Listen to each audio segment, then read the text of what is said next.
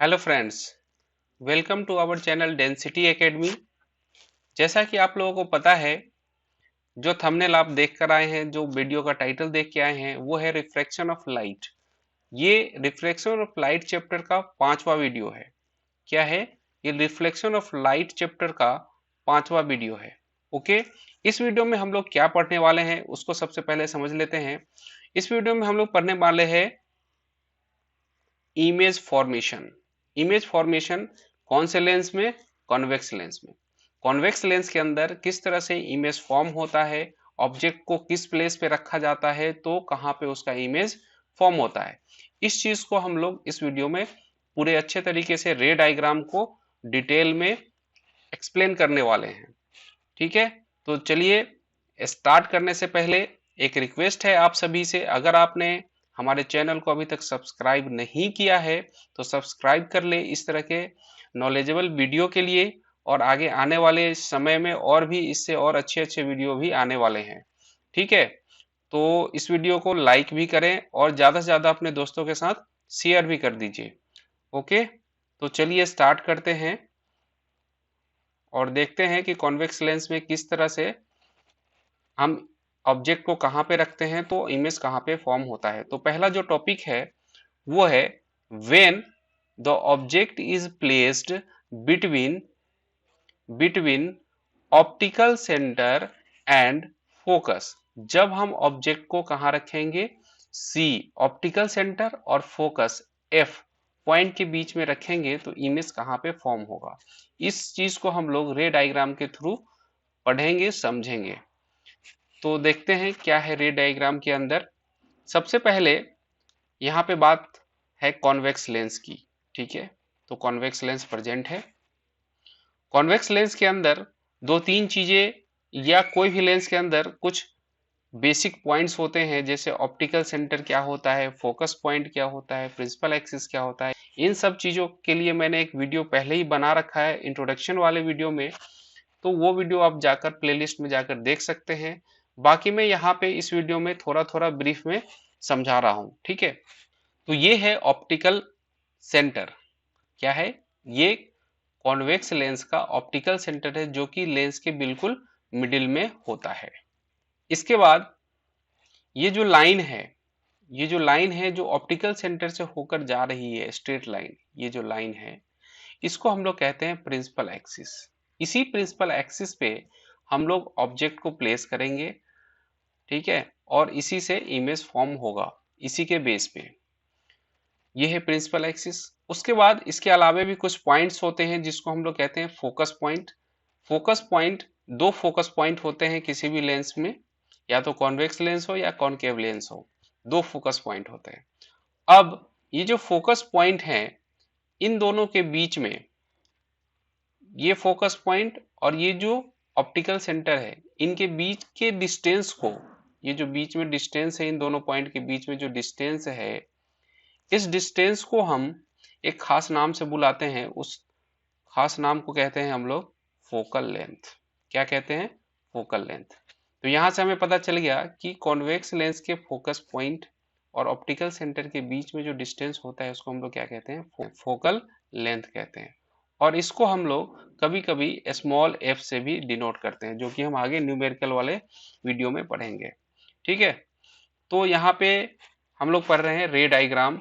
जब ऑब्जेक्ट को हम ऑप्टिकल सेंटर, ये जो ऑप्टिकल सेंटर है यहाँ और ये जो फोकस पॉइंट है यहाँ, इन दोनों के बीच में कहीं पे हम रखेंगे तो उसका इमेज कैसा फॉर्म होगा। कहीं पे भी एक पॉइंट लेकर के यहाँ पे एक ऑब्जेक्ट को प्लेस किया। प्लेस करने के बाद रिफ्रैक्शन में जो इमेज फॉर्मेशन का पहला रूल था कि प्रिंसिपल एक्सिस के पैरेलल अगर कोई लाइन, किसी लाइट रेज की लाइन आती है प्रिंसिपल एक्सिस के पैरेलल, तो रिफ्रैक्शन के बाद वो कहां से होकर जाएगी? तो वो जाएगी प्रिंसिपल फोकस से। तो एक लाइन से कोई इमेज फॉर्मेशन नहीं होगा, दो लाइन का किसी एक पॉइंट पे क्रॉस होना, इंटरसेक्ट होना जरूरी है किसी भी इमेज के फॉर्मेशन के लिए। तो यहाँ पे हमने एक और लाइन ड्रॉ किया जो कि होकर जाएगी ऑप्टिकल सेंटर से। कहां से होकर जाएगी?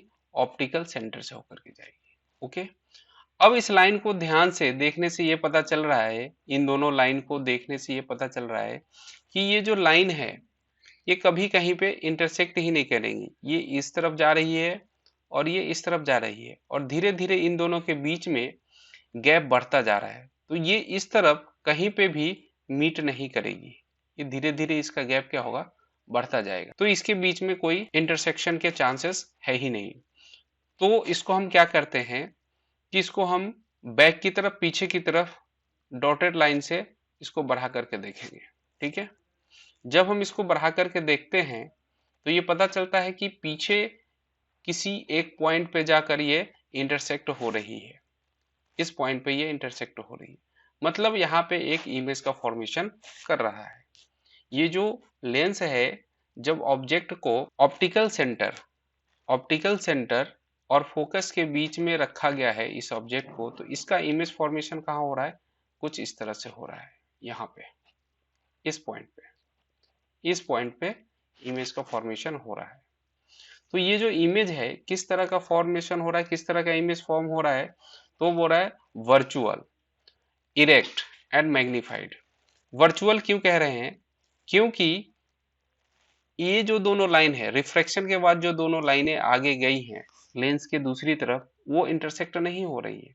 उसको जब हम पीछे की तरफ बढ़ाते हैं, ठीक है, इमेजिनरी तरीके से, तो हमें पता चलता है कि यहाँ पे कहीं पे इमेज फॉर्म हो रहा है। इसीलिए इसको हम लोग कहते हैं वर्चुअल है, ये वर्चुअल इमेज फॉर्म हो रहा है। दूसरा इरेक्ट है। इरेक्ट कहने का मतलब सीधा है, प्रिंसिपल एक्सिस के ऊपर है, सीधा है। ओके, इसलिए हम लोग इरेक्ट कहते हैं। और मैग्नीफाइड इसलिए कह रहे हैं क्योंकि ये जो इमेज फॉर्म हुआ है, ये जो इमेज फॉर्म हुआ है इस ऑब्जेक्ट से बड़ा है। क्या है, बहुत ही बड़ा है, मैग्नीफाइड है, इसलिए इसको हम लोग मैग्नीफाइड कह रहे हैं। तो जो इमेज फॉर्म हुआ उसका रिजल्ट क्या आया, उसका रिजल्ट आया, पहला रिजल्ट है बिहाइंड द ऑब्जेक्ट, ऑब्जेक्ट के पीछे बन रहा है। ये क्या है, ऑब्जेक्ट के पीछे बन रहा है इमेज। ठीक है, दूसरा वर्चुअल और इरेक्ट इमेज बन रहा है, वर्चुअल है और सीधा है, इरेक्ट है। तीसरा larger than the object, larger than the object कह सकते हैं, इन लार्ज कह सकते हैं, या फिर मैग्नीफाइड इमेज कह सकते हैं। इन तीनों में से किसी भी वर्ड का यूज कर सकते हैं। तो जो पहला केस था हमारा, when the object is placed between optical centre and focus, then image will be, क्या होगा, इमेज बिहाइंड द ऑब्जेक्ट होगा, वर्चुअल एंड इरेक्ट होगा, लार्जर देन द ऑब्जेक्ट होगा। ओके, तो ये पहला रे डायग्राम इस टॉपिक का यहीं पे कंप्लीट होता है। इस तरह से हम लोग बाकी सारे रे डायग्राम को हम लोग एक एक करके पढ़ने वाले हैं। ओके, और हाँ, एक और चीज इसमें एक इंपॉर्टेंट पॉइंट है, वो क्या है, smaller the focal length of a convex lens. अगर कॉन्वेक्स लेंस का फोकल लेंथ छोटा होगा तो क्या होगा, greater will be it's magnifying power. ये याद रखना है, ये एक जनरल नॉलेज की बातें हैं और कभी कभी 1 मार्क्स में पूछे भी जा सकते हैं। अगर कॉन्वेक्स लेंस का फोकल लेंथ, कौन सा, फोकल लेंथ स्मॉलर होगा, छोटा होगा, तो उसका मैग्नीफाइंग पावर उतना ही ज्यादा होगा, greater will be the magnifying power. Okay, इसी तरह मैं रेग डायग्राम पढ़ाते पढ़ाते या फिर और भी चीजें पढ़ाते पढ़ाते मैं बीच बीच में कुछ ऐसी बातें भी बताऊंगा जिससे आपकी नॉलेज एनहांस होगी। तो चलते हैं नेक्स्ट फॉर्मेशन की तरफ, इमेज फॉर्मेशन की तरफ। तो नेक्स्ट फॉर्मेशन है, when the object is placed at the focus of a convex lens. Object को कहां रखा जा रहा है, फोकस पे रखा जा रहा है, बिल्कुल एफ पे रखा जा रहा है। कहां पे रखा जा रहा है, फोकस पॉइंट पे रखा जा रहा है। तो इमेज कैसा फॉर्म होगा उस चीज को देखना है हमें। तो सबसे पहले हम लोग स्टार्ट करते हैं रे डायग्राम से। ये है कॉन्वेक्स लेंस, कॉन्वेक्स लेंस में प्रिंसिपल एक्सिस होगा, एक ऑप्टिकल सेंटर भी होगा। ओके, उसके बाद फोकस पॉइंट होंगे, 2 फोकस पॉइंट होंगे दोनों तरफ। ये सब कुछ समझाने की जरूरत नहीं है, पीछे मैं समझा चुका हूं, बार बार मैं इस चीजों को समझाऊंगा नहीं, बस ये इंडिकेट करता रहूंगा, आपको ये समझना है। और जिन लोगों को नहीं समझ में आ रहा है वो एक बार फिर से वीडियो के स्टार्टिंग से देखें, वो समझ जाएंगे। अगर वहां भी समझ में नहीं आ रहा है तो प्लेलिस्ट में जाकर इन सब टॉपिक का एक स्पेशल वीडियो बना है, introduction video refraction of light chapter का, उसमें मैंने एक एक पॉइंट को अच्छे से समझाया है, तो वहां से भी आप जाकर पढ़ सकते हैं, वीडियो को देख सकते हैं। यह है फोकल लेंथ।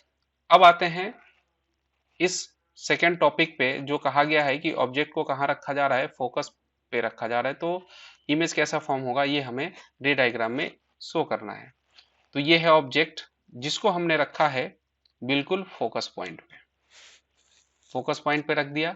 अब यहाँ पे क्या है, वही पहला रूल, इमेज फॉर्मेशन का पहला rule, parallel line, light rays का पैरेलल लाइन लेंस पे पड़ेगा, कहाँ से जाएगा, वो फोकस से होकर जाएगा, फोकस से होकर रिफ्रैक्शन के बाद क्या होगा, वो फोकस पॉइंट से होकर के जाएगा, पहला रूल।